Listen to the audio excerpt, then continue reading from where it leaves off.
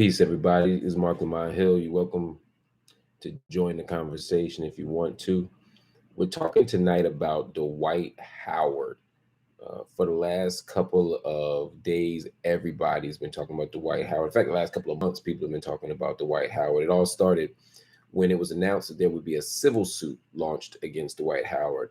A gentleman says that Dwight Howard uh, engaged in unwanted sexual contact with him, that he was forcibly made to perform certain sex acts or participate in certain sex acts. This gentleman says that Dwight Howard was the reason. Now, this is interesting for a lot of reasons. Um, I want to talk about a few of those reasons. One thing is the fact that it speaks to sexuality in sports, which is something that we don't really want to talk about very often. There have been rumors and allegations about Dwight Howard before, and I don't care about the rumors or allegations of Dwight Howard. I don't care what he does. I don't care who he loves. I don't care who's in his bed. I don't care who he sleeps with. I don't care who he has sex with. That ain't none of my business. But it is interesting that as those allegations come out, fewer and fewer NBA teams wanted to have anything to do with Dwight Howard. Some people say it's because, he's a declining NBA player. Well, yeah, he isn't who he was 10 years ago or 15 years ago, but he still is a serviceable center. He's still somebody who can rebound, who can protect the rim, somebody who's developed into a serviceable, modern NBA player. And yet, no job offers, not even to be the 12th, 13th, 14th man off the bench, even after he showed that he could be a responsible, mature veteran. He was no longer considered a team cancer and a head case. He played very well in the Lakers the year they won the championship in the bubble, and yet nothing. And from my sources, and from both from players, fans, and beat writers, everybody seems to have a general consensus almost that the reason why Dwight Howard doesn't have an NBA job is because of these allegations. Again, I don't know if they're true, I don't know if they're not, but I do know that the allegations chasing him doesn't help. And it speaks to a bigger conversation that we often see in sports, and in particular in the NBA, I can focus on because that's what I know the most about. In the NBA, there's never been an out NBA player. There's only been one player who identified as gay after he retired, John Amici. And so, under those circumstances, you got to ask one of two things. Well, does the NBA just disproportionately not uh, invite gay people in? Is it not a safe space for gay people? Or do gay people somehow participate in every part of the world, every part of society, every part of the culture except basketball or football or baseball or whatever? That don't make a whole lot of sense. So what does that mean? It means that homophobia in sports is real. It means that basketball operates largely from a don't ask, don't tell perspective. And so someone's sexual identity isn't really safe there. So that's part of the truth behind Dwight Howard's scandal, is that, he's been pushed out of the NBA. He's been forced to China long before he needed to be because of his his perceived sexual identity. The next thing that comes out are the DMs.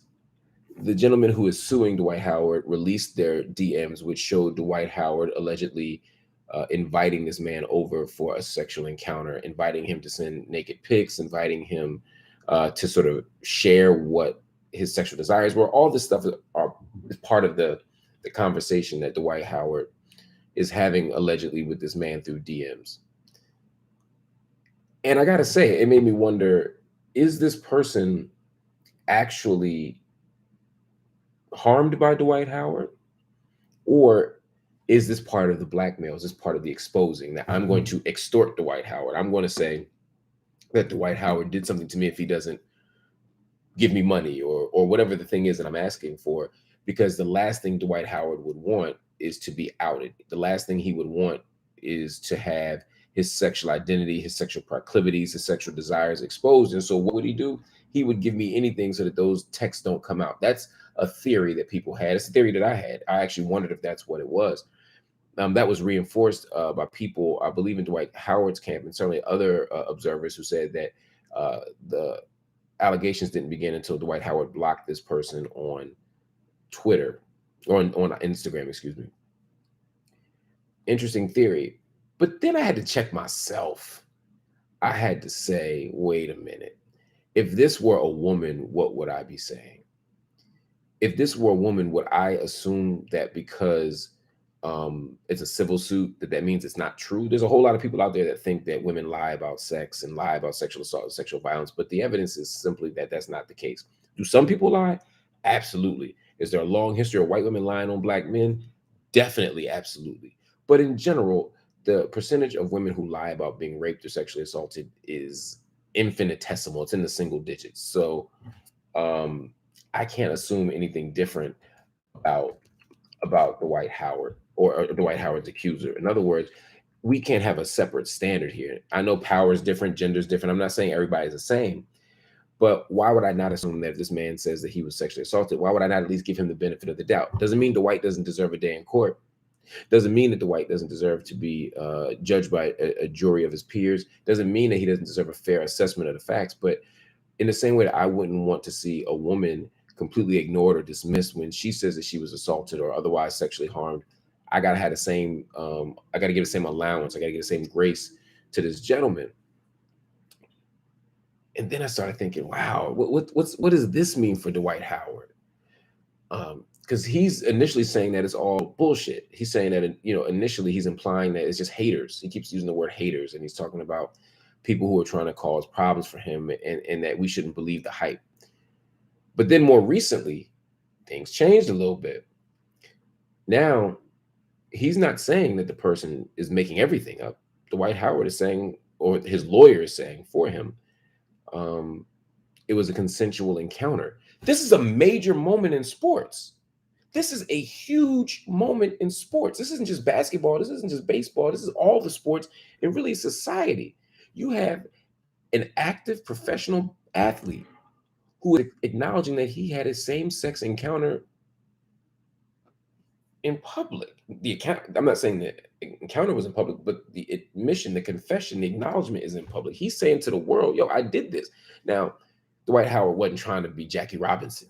He wasn't trying to be a trendsetter. He wasn't trying to be a barrier breaker. They were trying to avoid a legal penalty. They're basically saying, look, I'll admit that we did it, but it was consensual, because the consensuality of it nullifies the claim that he was assaulted. So it was definitely strategic. Like, I'm going to admit to something so that I don't have to be accountable for everything. Now, Dwight Howard could be telling the truth. I don't know. Here's the thing. I don't know what goes on in Dwight Howard's house. I don't know what happened that night, and I don't care. What I want to think about, what I want all of us to think and talk about, are the consequences and the meanings behind this incident. Dwight Howard doing this opens up space potentially for other athletes to be honest about their identities, to tell their truths, to love who they love, possibly. Or it could do the opposite. It could close the door and people be like, look, if that's what Dwight Howard got, ridicule, derision, he got to play in China.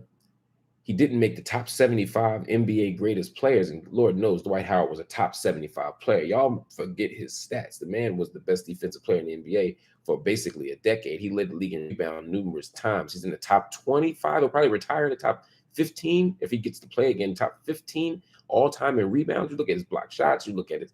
I mean, the man took that Orlando team to the finals with almost no support or no help. So in light of all of that, you say, well, why wasn't he top 75? Why doesn't he have an NBA job? Why is he getting such a difficult time?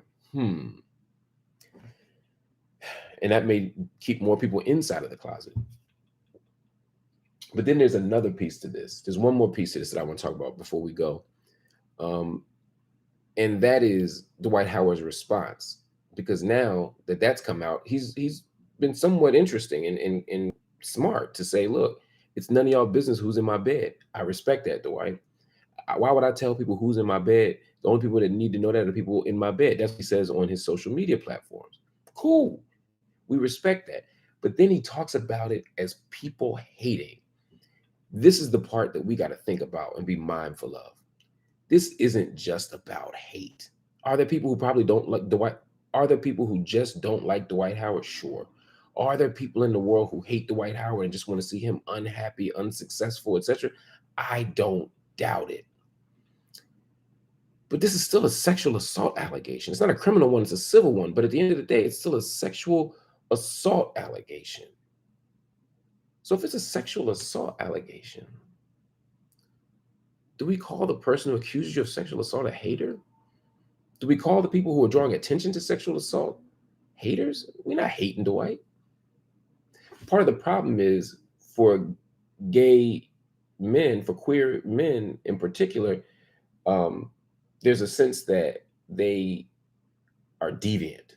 And because we see them as deviant, it's easy to think that, and we see black men as hypersexual, and they probably see all gay men as hypersexual to some level. It's hard to imagine that a gay man going to Dwight Howard's house could be sexually assaulted, because the idea is that they always want it. They're always willing. They're always down for something freaky, to use Dwight's language. Now, the problem with that is obvious, right? It's or it should be obvious. It's that people have a right to say no. People have a right to consent and then change their minds. People have a right to drive an hour or two through Metro Atlanta, get to the crib and say, I don't want to do that, or I'll do this, but I won't do that. But we take away that agency when we act as if people don't have a right to exercise sexual freedom, that people have a right to exercise control over their own bodies. And a lot of time when it comes to gay men, we don't even think that they could make that choice. And the same thing used to happen to black women, straight black women, right? The idea from slave masters to police to everyday people was that black women were so hypersexual that they always wanted it. They were unrapeable. And so a lot of sexual assault claims went ignored or dismissed. This is part of the culture that we live in America. It's a rape culture. Rape culture often ignores sexual assault claims, but it also ignores acts of sexual violence against men. When we talk about prison, for example, what do we say? We got jokes. Don't drop the soap. You're going to have a girlfriend. Those are rape jokes. I mean, you could be watching a PG movie. I ain't talking about rated R. I ain't talking about rated X. I'm talking about a PG movie. And somebody will make a joke. Don't drop the soap. You're making a rape joke. But we've normalized the idea that in prison, men are going to be sexually assaulted. And so because we have so little, yes, Uncle Jam's Army, this is actually live, because we don't have space to imagine this, it's easy when we look at the Dwight Howard story to focus on the fact that somebody allegedly had on a church wig and high heels and a beard. It's easy to focus on what Dwight Howard put in his DMs, with the emojis he was posting up and all of that stuff. All of that stuff is easy to focus on. But in the midst of that, we lose sight of the fact that somebody was actually harmed. Somebody was actually assaulted, allegedly. Or at least, somebody's at least claiming to have been assaulted. And we don't want to laugh at that. We don't want to dismiss that. So the other truth behind this Dwight Howard thing is that we don't take sexual assault seriously. So sports are still homophobic. That's a truth, right? There's no space for athletes to be out comfortably. That's a truth. Dwight Howard's been blackballed. That's a truth. And we don't take sexual assault seriously. That's a truth. So I wanted to just break those truths down for y'all, help make some sense of this crazy moment. And hopefully y'all can check this out. If you didn't check it live, I got a new YouTube channel, so I know a lot of y'all didn't check it out live, but hopefully you'll watch this in the coming days. Make sure you subscribe below.